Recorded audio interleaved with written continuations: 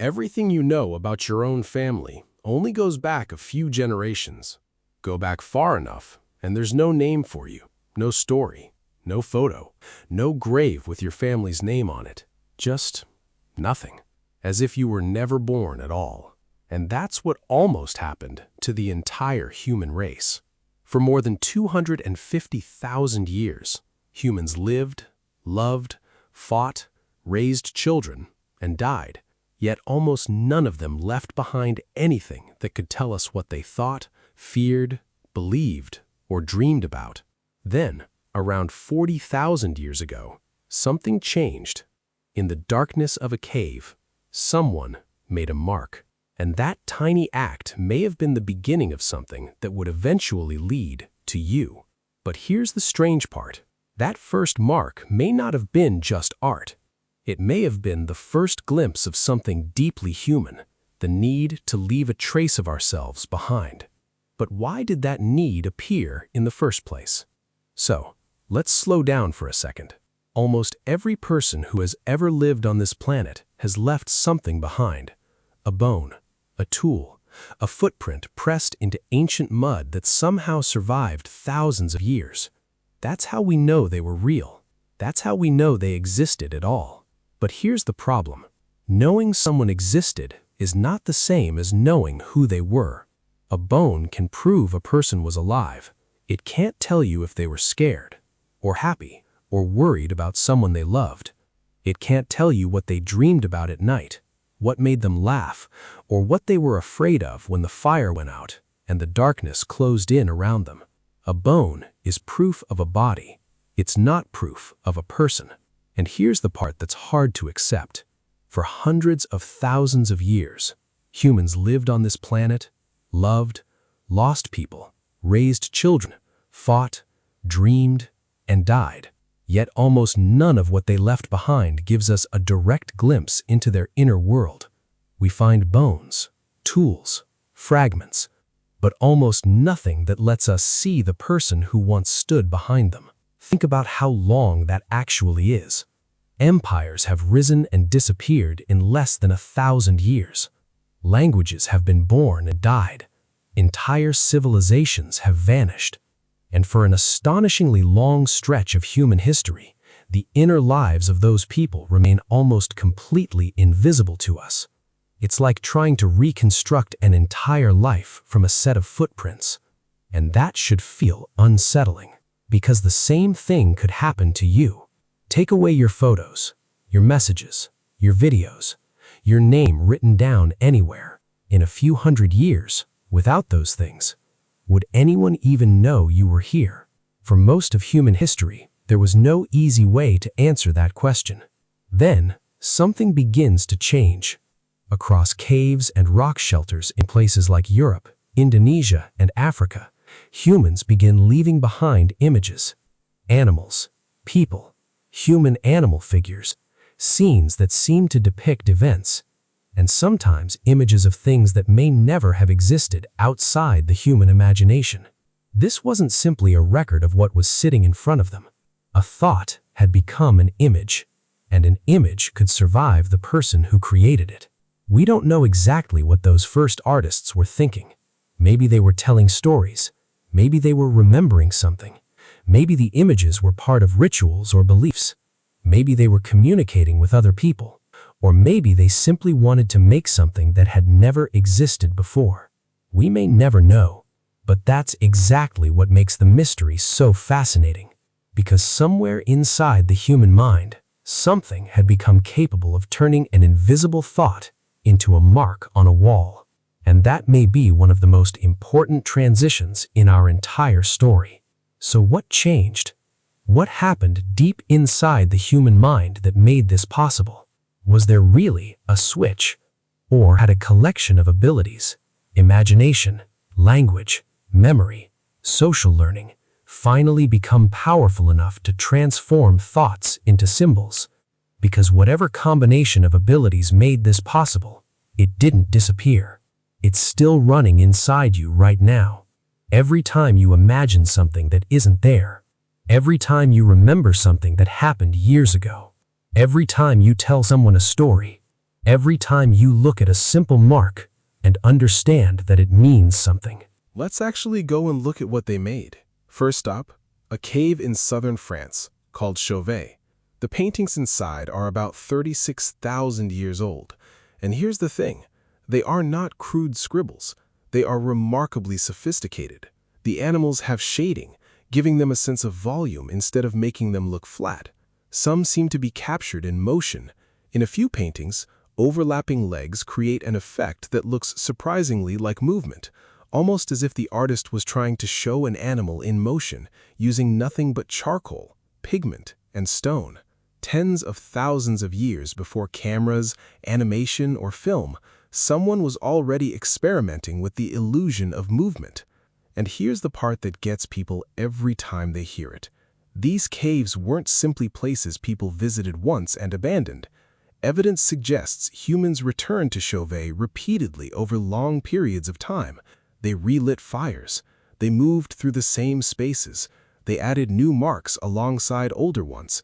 Generation after generation may have entered the same darkness and added something of their own to what was already there. This wasn't simply a mark left behind and forgotten. People kept coming back. And that raises an interesting question. What made this place important enough to return to? Now, the next stop, and this one might be even more surprising. There's a cave on the island of Sulawesi in Indonesia where humans created figurative art more than 50,000 years ago. One scene shows a group of unusual figures interacting with animals. But look closer, and something strange is happening. Some of the figures don't look fully human. They appear to combine human and animal features. Whatever these figures represented, they weren't simply straightforward portraits of ordinary animals. They were combinations, forms merged together into something that doesn't exist in the ordinary world. And that tells us something extraordinary about the human mind. A person could take things they knew, a human body, an animal, a familiar shape, and combine them into something new, something that may have existed first as an idea. We don't know what these figures meant. They could have been stories, rituals, beliefs, or something we'll never be able to reconstruct. But the important thing is that the human mind was no longer limited to simply recording what was physically in front of it. It could represent something else, something imagined, something remembered, something believed. Now, the last stop, and out of everything in this video, this is the one that hits the hardest. In a cave in Spain called El Castillo, and in other caves around the world, people left behind something incredibly simple: handprints. A person pressed their hand against the cold stone wall, then pigment was blown or sprayed around it, leaving the shape of the hand behind. When the hand was removed, there it was, a human presence frozen onto the wall. It's not really a painting of a hand. It feels like a signature, a way of saying, whether intentionally or not, I was here, I existed. And thousands of years later, we are still looking at it. We don't know exactly what the person intended when they made that mark. It might have had a ritual meaning. It might have been connected to identity, memory, or something else entirely. We may never know. But whatever its original meaning, it survived long enough to become something its maker could never have imagined. A message to the future. Someone in a dark cave thousands of generations before you were born left behind a trace that you can still see today. They didn't know your name. They didn't know your language. They didn't even know you would exist. But somehow, across an impossible distance of time, you can still see that they were here. Now here's the twist, and this is the part most people get completely wrong. These people were not some earlier, more primitive version of us. They were Homo sapiens, just like us, with the same basic biological architecture that makes your mind possible today. If you could somehow take a healthy baby from that time and raise them today, in a normal house, going to a normal school, learning a modern language, there is no reason to think they would grow into a fundamentally different kind of human being. They would have the same basic capacity for love, fear, curiosity, jealousy, attachment, and imagination. So here's the problem with the obvious explanation.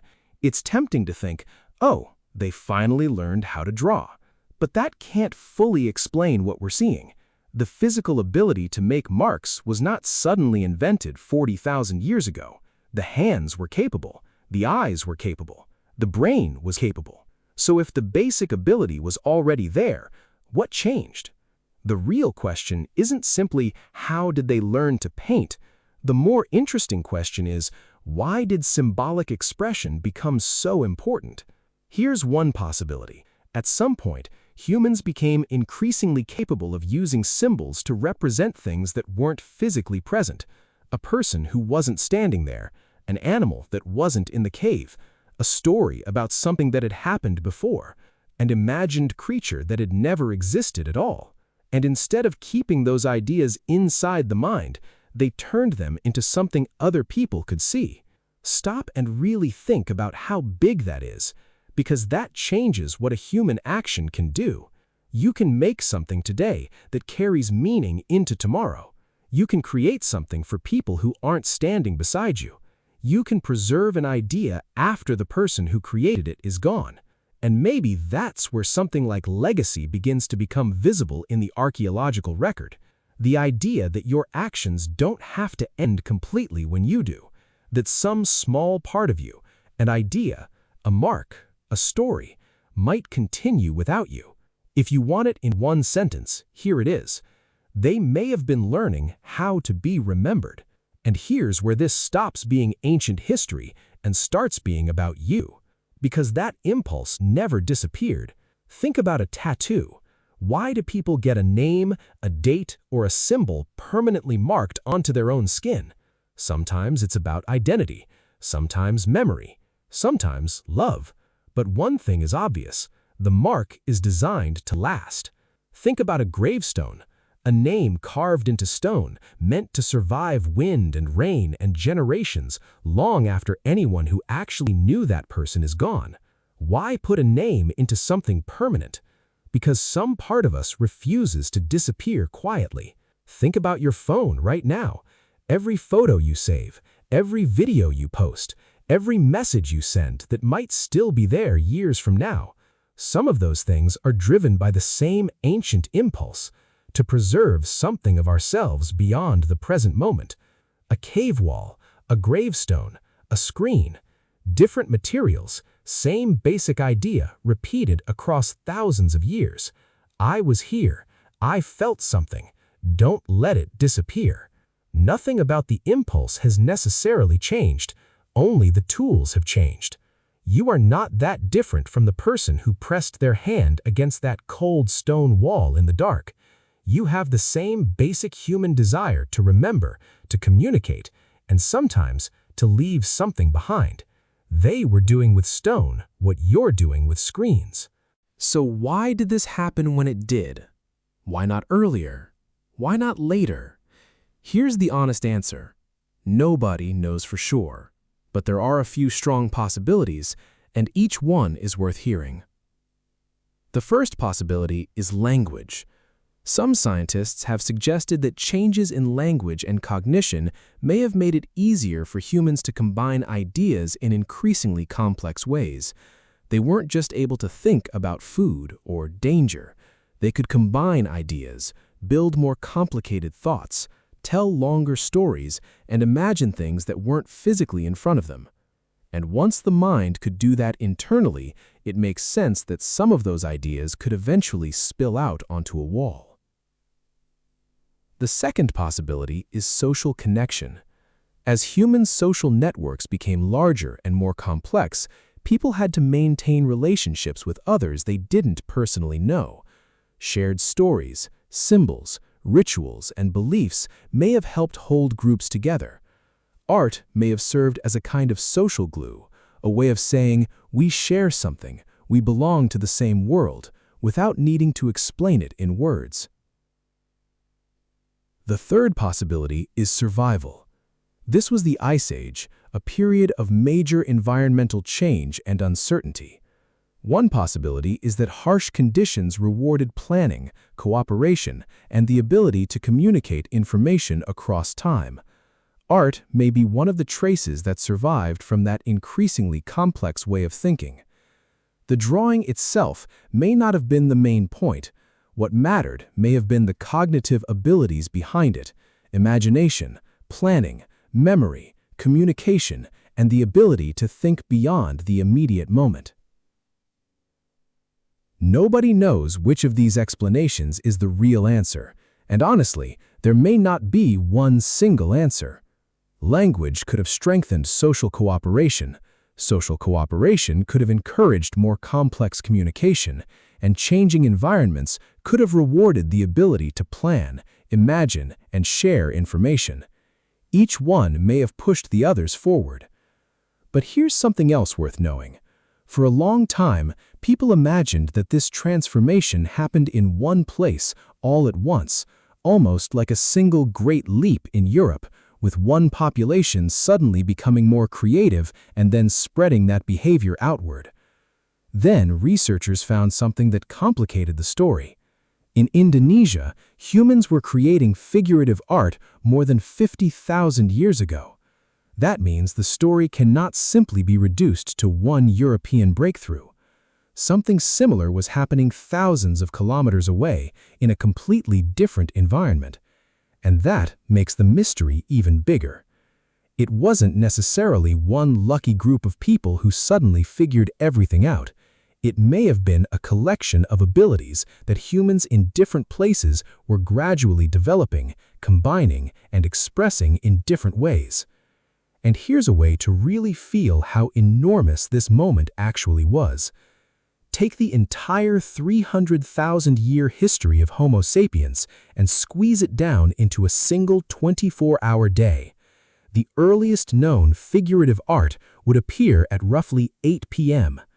Everything we normally think of as civilization, farming, cities, writing, empires, industry, the internet, your phone, happens astonishingly late in that final stretch of the day. For most of the 24-hour timeline, humans are living without the kind of surviving images that let us directly glimpse individual thoughts, stories, or imagined worlds. And then, across different places and different continents, something remarkable begins appearing in the archaeological record.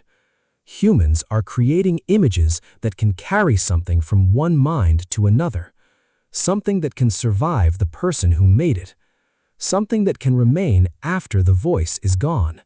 And they did it without knowing who would eventually see it. No phone, no camera, no internet, just pigment, stone, imagination, and a message that somehow survived tens of thousands of years. Without that mark, none of this would have survived. No story, no signature, no proof, just silence, the same silence that swallowed almost everyone else who ever lived before them. But not this person. Their body disappeared, their language disappeared, their world disappeared. The mark remained. And somewhere, right now, someone is trying to leave something behind that will outlive them. 40,000 years ago, someone else already proved it works.